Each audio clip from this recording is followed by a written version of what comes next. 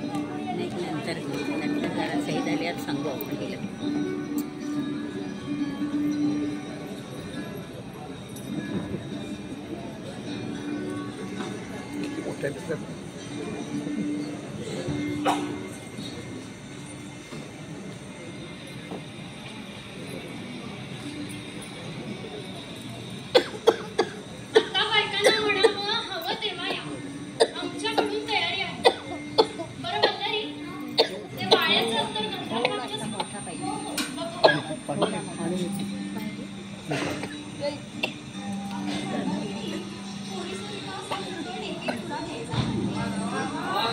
आवाज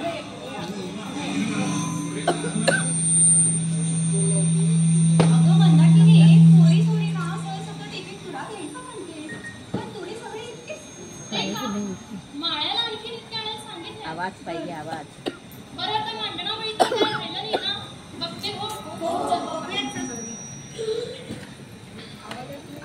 आवाज पाहिजे आवाज.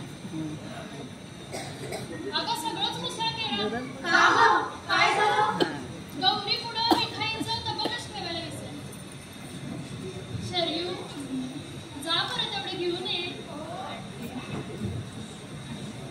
आजचं हळदी कुंकू मुली मुलींचंच आहे. काही चुकलं नाही म्हणजे झालं. अगं काही चुकत नाही. जिनं तिनं आपापलं काम सांभाळायचं. हो हो अगदी बरोबर. आपण सगळ्याजणी कशा अगदी हौसेने सगळं कामं करतो आहोत. पण ती शारदा ती काही अजून आली नाही. मग कसलं तिला गडबडलंय कोण जाणे. येऊ तर खरी चांगली खोड काढते आज. हो मला तिची गंमत समजली. अगं गप गप ती झाली का? शारदे हे का काय ते अशी रागवू नकोस ग. झाला खराब आहे थोडा उशीर. मी तुला जेवता क्षणी यायला सांगितलं आणि तू आत्ता आलीस. शाळेत म्हणायचीस ग आणि म्हणते रागवू नको. मंदाकिनी अगं तुझं पण कुणाचं तो शाळा पण काढली होते. शुद्धीवर आहेस का? काहीतरी मेरा विचार. चल जी माई लावली टाळायला म्हणजे काय? आवाज पाहिजे आवाज. बोलावं आता मी पायरी विसरून कुणाला बोलले बाई. शारदेला उशीर का केलास म्हणलं. त्यात काही चुकलं असेल तर सांग. आधी ताट पिऊन जिभेला चांगला चिमटा घे आणि नाक फुलाय काढून चुकले चुकले म्हणून बाईसाहेबांचे पाय धर बघू. बाईसाहेब बाईसाहेब कोण दिसत नाही का कोण घ्या. त्रिवेणी जा आधी बाईसाहेबांना बसायला तो कमळाचा मखमली गाली. नाही नाही नाही. बर आणि शरयू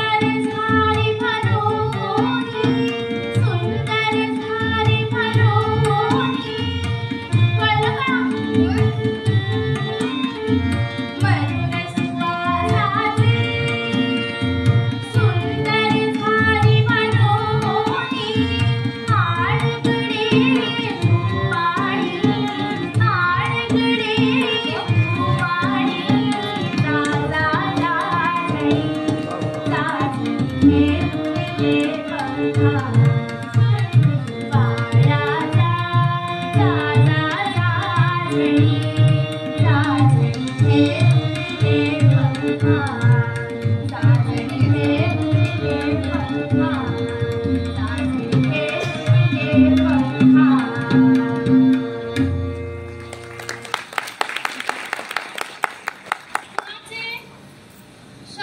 काही आदर सत्कार चालले आहेत. भली चावटच म्हणायची एवढं करून हसते का बघा. अजून आवाज पाहिजे. काय मेला एवढा आवाज सोपी पाहिजे. झालाय का? तर इतकी थट्टा करतेस होय ग. येऊन जाऊन काय तो आपल्या कामाचाच डऊ ना. तू बैस कशात स्वस्थ. मी तुझ्याही वाटणीचं काम करते आणि माझ्याही वाटणीचं काम करते. अगो बाई साहेबांनी काम करून आम्ही स्वस्थ बसायचं नको गो बाई. वल्लरी पुरे मेली इतकी थट्टा. मगाशी मला शारदेची काहीतरी गंमत समजली म्हणत होतीस की काय गंमत ग? हो वल्लरी, काय गंमत? काय गंमत? सांगते अशी घाई नका करू गडे. गंमत म्हणजे कशी गमतीनं सांगितली पाहिजे. बघितलं का? काय ग? अगं शारदा आज शेजारी दिसलीये ती बघितलीत का? आता शेलारीवर वळली वाटतं संक्रांत. कोणी दिली ते ओळखा बरं. हे कसं ओळखायचं? शारदे, तूच सांगेनस. वल्लरीचा एकदा चावटपणा संपू द्या, मग सांगेन मी. हा आता श्रीमंतांनी तुला शेजारी दिली त्यात मी काय चावटपणा केला? श्रीमंतांनी केला असं म्हण हवं तर. हे बाई काही निराळच दिसते बरं का? शारदे, हे श्रीमंत ग कोण? मला काही ऐकायलाच येत नाही. नाही यायचं. अगं मग तिला कशाला विचारता? मीच सांगते ती. ते कोण? तिने तर ते आता कोण आहे? अगं ते ग ते. अगं ते हेरम तर हालात येऊन राहिले ते. समजलं. पण त्यांनी हिला काय म्हणून शेजारी दिली? आता उगीच कोण कुणाला दी?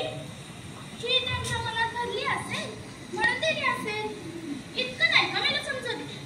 अगं ही शारदा येत्या वैशाखात त्या श्रीमंतांची अर्धांगी होणार. काय? आता तरी पडला का उजेड? खरंच? अहो खरंच काय? मुहूर्त सुद्धा ठरला. माझे बाबा सांगत होते. सुवर्णशास्त्रीच ना? मग खरंच तर. तरी म्हटलं त्या वल्लरीने इतकी थट्टा केली तरी ही रुसली कशी नाही? अगं तू तरी मोठी हीच दिसतेस. अशा साखर थट्ट्याला कुणी रुसतं का?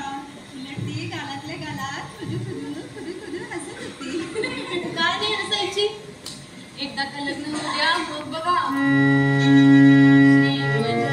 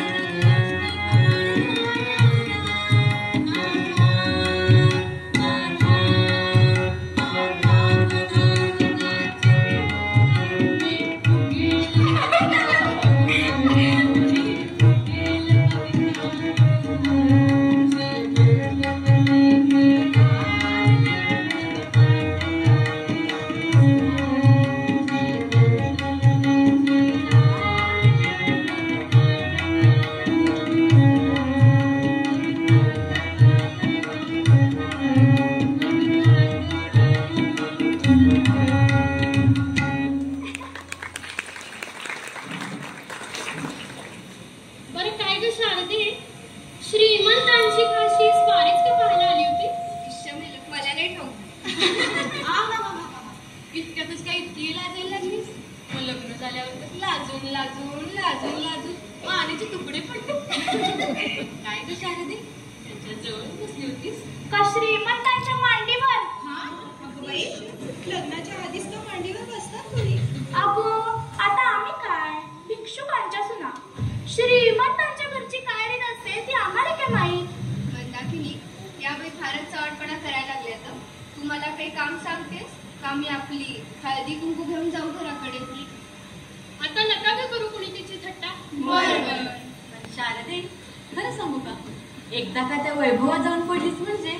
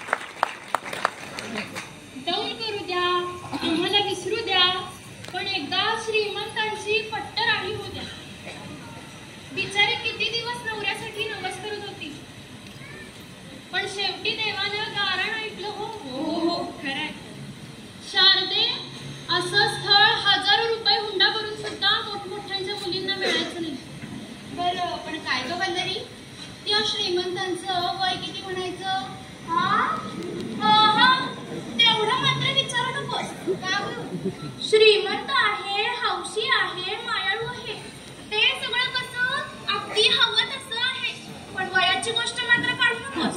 म्हणजे म्हातारा आहे की काय? छे छे, म्हातारा म्हातारा इतका, म्हातारा इतका, म्हातारा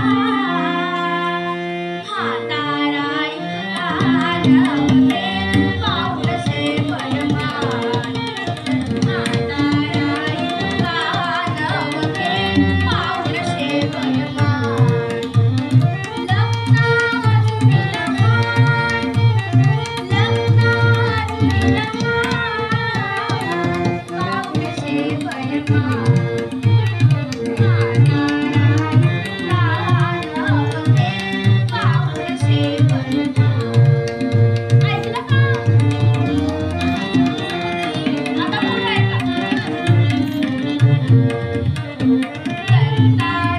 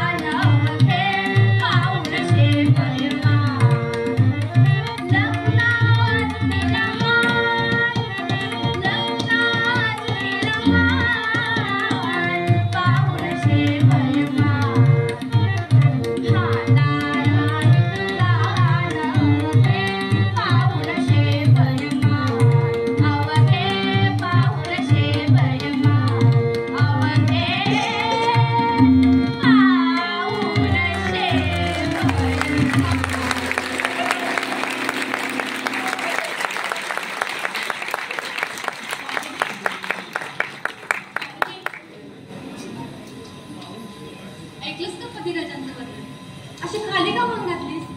लाजलीस वाटतं. पुरे झाला का चावटपणा? शारदे, खरं सांग, तुझ्यासारख्या करण्या बायकोला म्हातारा नवरा मिळणं म्हणजे वाईट नाही. हो हो, अगं तुला तो अगदी मुलीसारखा जतन करेल. अगदी तळहाताच्या फोडाप्रमाणे सांभाळेल. हो हो हो, तुझे शब्द म्हणजे कसे अगदी फुलासारखे झुली. तोंडातून निघायची पुरसत तुझी असेल ती सगळी हौस पुरवेल. हो हो हो हो, तो तुला गळ्यातल्या ताईताप्रमाणे काढेल. ते जाऊ द्या ग, तुमचं ठीक आहे. दुसऱ्याचा इकडे प्राण जात असला तरी तुमची आपली थट्टा चालेल. बरं शारदे, फार चावट पहिया मुली नाही हो, आणि तू काय कमी आहे एका दुतोंड्या माणसाची चांगली खाशी मोठी नाही का म्हणता की नाही. ते जाऊ द्या मेना, पण तो कांचन भट किती कवडी चुंबक असला तरी तसल्या म्हातारा खोडाच्या पदरात आपला पोटचा गोळा देईल हे काय अजून खरं नाही वाटत. आणि शारदेला तरी कुठं खरं वाटत होतं. त्या दिवशी त्या संगमनाथाच्या देवळात म्हणाली नाही का की माझे बाबा अशा काही म्हटले काढायचे नाही. पण बाई कायसं म्हणतात ना, दाखवलं सोनं आणि हसी म्हणून आणून, मग हा तर कांचन बोल. शारदे, अगं हे काय ते? अशी रडू नकोस बाई. अगं आई बापानं बुडवलं आणि नवऱ्यानं बुडवलं, सांगायचं कुणाला. अशीच आईकडे जा आणि तिच्याकडून बघ बाई काही झालं तर. शारदाबाई, ओ शारदाबाई. अगं बाई, हे आपण मारते बरं. अवर त्या कांचन भटायला शारदाबाई हाता हायत नव्हत का? शारदाबाई, ओ शारदाबाई. शारदे, तुलाच कोणीतरी हात पाडताय. आहेत रे. कोण आहे रे? अवर कांचन भट तुम्हाला दाखवायला श्रीमंतांकडे घेऊन जाणार आहे म्हणून मी गाडी आणल्या. ते आता इतक्यात येत्याल. तुम्ही गाडीमध्ये येऊनची बसा. बरं, आलेच आहे. मंदाकिनी, येथे बस. हो हो, हळदी कुंकू घेऊन ये.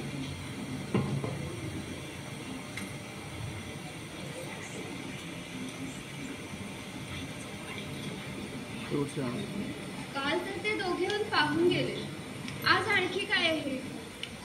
मगापासून त्या उत्तम सावकाराच्या लग्नाची आठवण होती. आता वल्लरीनं सांगितलं तेच जर खरं असेल तर माझं काय होईल बाई? आणि ती तरी खोटं काय म्हणून सांगेल? तिनं जे ऐकलं तेच सांगितलं.